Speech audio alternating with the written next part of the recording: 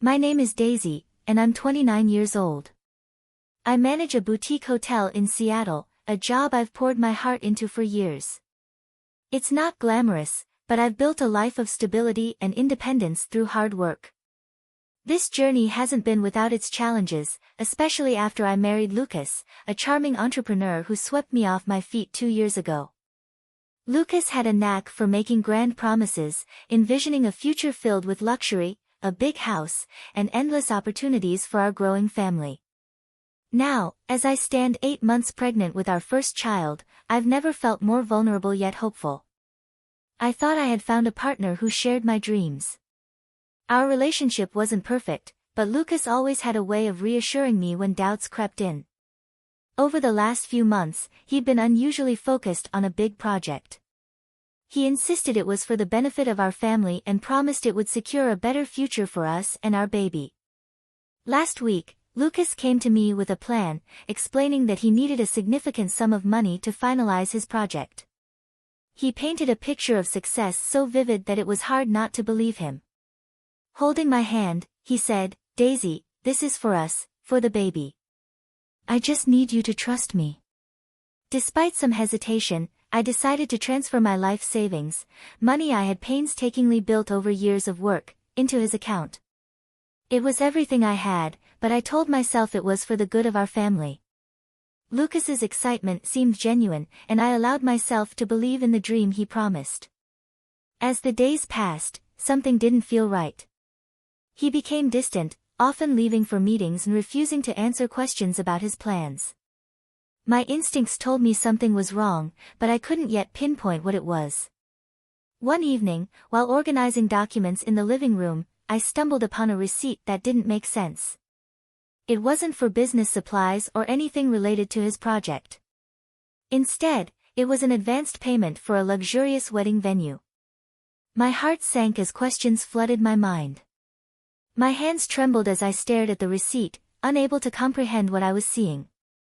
A wedding venue? Why would Lucas be making payments for a wedding? My chest tightened, and a wave of nausea swept over me, though this time it wasn't the pregnancy. I rifled through the rest of the papers on the table, searching for more clues. Among them was an email printout confirming a booking for a private catering service and a floral arrangement invoice, both addressed to Lucas but clearly not for me. My mind raced. Was he planning some sort of surprise renewal of vows? But the dates didn't align. The event was just a week away, and he hadn't said a word to me. Then, the most damning piece of evidence fell into my hands, a folded invitation tucked into the back of a folder. It was elegant, embossed with gold lettering. My stomach churned as I read the words, "Join us to celebrate the union of Lucas Hayes and Emma Carter." I dropped the invitation as if it had burned me. Emma? Who was she? My thoughts spiraled, and tears welled up in my eyes. How could he do this to me while I was carrying his child? I tried to steady my breathing, but the betrayal felt like a dagger to my heart. For months, I had trusted him, believing his every word about building a future for our family. Now he was using my money, my hard-earned savings, to fund a lavish wedding with another woman. Desperate for answers, I grabbed my phone and opened Lucas's messages. He had always been careless with passwords, and I knew he didn't think I'd ever invade his privacy. Scrolling through his texts, I found dozens of conversations with Emma. The messages were flirtatious and filled with excitement about their upcoming wedding. Lucas had even promised Emma that the event would be unforgettable. But what shattered me most was a text he had sent just a day ago: "Once this is over, she'll be out of the way, and we can start fresh with everything we need." It was clear he intended to discard me and our child the moment he secured his future with Emma. My grief quickly turned to anger, a fiery determination building in my chest. Lucas thought he could fool me, but he underestimated me. This wasn't going to end the way he planned. The anger surging through me gave me clarity. I wiped away my tears and stared at the evidence in front of me. Lucas thought he had everything under control, that I was too trusting, too naive to catch on. He was wrong. I wasn't just going to sit back and let him ruin my life or our child's future. I took pictures of everything, the receipt, the invoices, and especially the wedding invitation. I forwarded screenshots of his messages with Emma to my email for safekeeping. These weren't just for my own peace of mind, they would be my armor when the time came to confront him. The next few days were the hardest. I had to keep up appearances, pretending nothing was amiss while my world crumbled beneath me. Lucas was as smug as ever, coming home late and showering me with vague reassurances about how everything was falling into place. Little did he know I was watching his every move. I knew the date and location of the wedding, an exclusive estate just outside the city. It was the kind of place Lucas always said he dreamed of for special occasions. The irony was almost laughable. As the day approached, I quietly made my own arrangements. This wasn't just going to be a confrontation, it was going to be a reckoning. The morning of the wedding. Lucas left early that morning, claiming he had an urgent meeting to finalize his project. As I watched him walk out the door, his confidence radiating in every step, I felt a surge of determination. The moment he was gone, I grabbed the file of evidence I had meticulously compiled and made my way to the venue. When I arrived, the scene was exactly as I expected, lavish decorations, a string quartet playing softly in the background, and elegantly dressed guests mingling. For a brief moment, a pang of sadness hit me. This could have been our day, our celebration. But the betrayal I felt burned brighter than any lingering sorrow.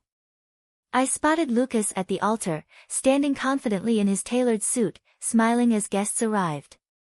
He didn't see me enter, but I wasn't hiding. With each step I took, my resolve grew stronger. This wasn't just about confronting him, it was about ensuring he faced the consequences of his actions. I waited until the ceremony was about to begin. As the bride, Emma, walked down the aisle, I stepped forward, halting the procession. Gasps rippled through the crowd, and all eyes turned to me. "Sorry to interrupt," I said, my voice steady and clear, "but there's something everyone here needs to know." The room fell silent as I moved closer to the altar. Lucas's face turned ashen, and for the first time, I saw a panic flicker in his eyes. Emma, clutching her bouquet, looked between us, confused and uneasy. "Lucas," I said, loud enough for everyone to hear, "did you forget to tell your bride something? Like, for example, that you're already married and that I'm 8 months pregnant with your child?" The gasps turned into murmurs as guests exchanged shocked glances, some pulling out their phones to record the unfolding drama. Lucas raised his hands in a feeble attempt to calm the situation. "Daisy, this isn't the place for..." I cut him off, holding up the wedding invitation for all to see. "Oh, I think this is exactly the place for it, Lucas. Especially since you've been funding this entire spectacle with my money." Turning to Emma, I addressed her directly. "Did he tell you he emptied his pregnant wife's savings to pay for your dream wedding?" Emma's eyes widened, and she took a step back, her grip tightening on her bouquet. "What is she talking about, Lucas?" she demanded, her voice trembling. "Don't listen to her," Lucas stammered, his usual charm nowhere to be found. "She's just trying to ruin this day because she's jealous." I laughed bitterly and pulled out my phone. "Jealous? Let's see if this sounds like jealousy." I played the recordings of his messages with Emma for everyone to hear. Each damning word echoed through the room, driving another nail into Lucas's coffin. Guests whispered furiously, and Emma's face turned pale as the truth sank in. "How could you?" Emma hissed, throwing her bouquet at Lucas. "You lied to me. You said you were single. You said..." Her voice broke as tears welled up in her eyes. Lucas reached for her hand, but she yanked it away. "Emma, I can explain," he pleaded. I shook my head. "You don't need to explain, Lucas. The evidence speaks for itself." Turning to the crowd, I added, "I'll be pressing charges for financial fraud. And just so you all know, this man is a liar, a cheat, and a thief." Before Lucas could respond, the venue doors burst open. 2 police officers entered, having received my call earlier. One officer stepped forward. Lucas Hayes, you're under arrest for financial fraud and embezzlement. Please come with us. The crowd erupted in whispers and gasps as the officers cuffed Lucas. He was too stunned to resist. Emma stood frozen, tears streaming down her face as the man she thought she was marrying was escorted out. Guests began to trickle out, clearly uncomfortable with the dramatic turn of events, while Emma collapsed into a nearby chair, burying her face in her hands. I took a deep breath, the weight of the moment sinking in. It wasn't just anger or betrayal that I felt, it was liberation. I had stood up for myself and my unborn child, ensuring Lucas wouldn't get away with his lies and manipulation. There was one last thing to address. I walked over to Emma, who looked up at me with tear-streaked eyes. I had no idea, she whispered, her voice trembling. He told me he loved me, that you two were over, and he was starting fresh. I nodded, my voice softening. I know. He's a master manipulator. He fooled me too. But now you know the truth. It's better to find out now than after it's too late. She nodded slowly, wiping her tears. I'm sorry, Daisy. I didn't mean to be part of this. You didn't know, I said with a faint smile. Just take this as a lesson to be careful with people like him. With that, I turned and left the venue, leaving behind the chaos Lucas had created. After his arrest, the reality of what lay ahead began to sink in. The betrayal had left me emotionally drained, but I knew I couldn't stop at exposing him. I had to ensure he faced the full consequences of his actions. This wasn't just about justice for me, it was about protecting my child's future. With my lawyer guiding me through the legal process, I began to rebuild my life. Though the road ahead was uncertain, I knew one thing for sure, Lucas would no longer have the power to harm me or my child. I had meticulously gathered receipts, messages, and recordings, creating an airtight case against Lucas. The strength of my evidence was undeniable, but I knew Lucas wouldn't go down without a fight. In court, the man who once exuded charm and confidence was a shadow of himself, tired and defeated, though he still tried to twist the narrative. I only took the money to invest in our future, he claimed, his voice trembling with faux sincerity. It was all for Daisy and the baby. The prosecutor wasn't buying it. Investing in your future, she repeated, her voice laced with incredulity. Is that what you call using her savings to fund a wedding with another woman? The courtroom fell silent as she presented the damning evidence one piece at a time. Lucas's lawyer attempted to paint me as an emotional wife who misunderstood her husband's intentions. But my calm, factual testimony dismantled their weak defense. I spoke about the trust one had placed in Lucas, the sacrifices I had made, and the devastating betrayal I uncovered just days before his wedding. The trial dragged on for weeks, and despite being in my final months of pregnancy, I attended every session.